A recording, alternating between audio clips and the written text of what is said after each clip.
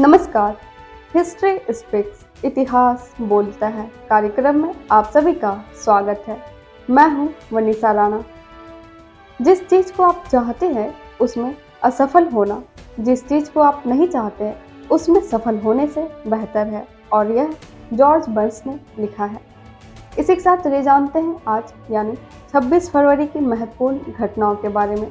आज के ही दिन वर्ष 1832 में पोलैंड के संविधान को हटा दिया गया था। वर्ष 1857 में पश्चिम बंगाल के बहरामपुर में अंग्रेजों के खिलाफ पहला सैन्य विद्रोह हुआ था। वर्ष 1863 में अमेरिका के 16वें राष्ट्रपति अब्राहम लिंकन ने अमेरिकी मुद्रा अधिनियम पर हस्ताक्षर किए थे। वर्ष 1936 में जापान में सेना ने तख्तापलट किया था।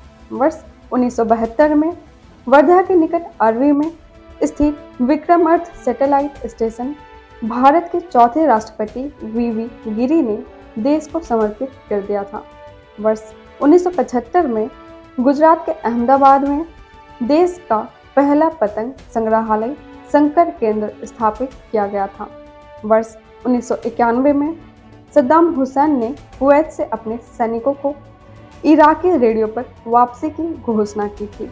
वर्ष 1999 में रैप गायिका लॉरेन हिल ने 5 ग्रैमी अवार्ड जीतकर नया रिकॉर्ड बनाया था।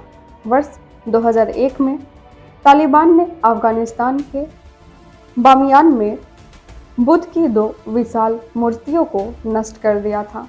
वर्ष 2006 में परमाणु परिशोधन पर रूस और ईरान के बीच समझौता हुआ था।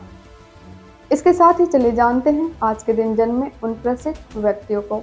आज के ही दिन वर्ष 1903 में भारत के 10वें मुख्य न्यायाधीश कैलाशनाथ वांचू का जन्म हुआ था। वर्ष 1908 में बांग्ला साहित्यकार लीला मजुमदार का जन्म हुआ था। वर्ष 1922 में ब्रिटिश अभिनेत्री मार्गरेट लीटन का जन्म हुआ था। वर्ष 1922 में ही अमेरिकी अर्थशास्त्री विलियम बॉमॉल का जन्म हुआ था। वर्ष 1932 में अमेरिका के महान गायक जॉनी कैश का जन्म हुआ था। वर्ष 1946 में पत्रकार और साहित्यकार मृणाल पांडे का जन्म हुआ था। इसके साथ ही एक नज़र डालते हैं आज के दिन हुए निधन पर और उन प्रसिद्ध व्यक्तियों को याद करते हैं।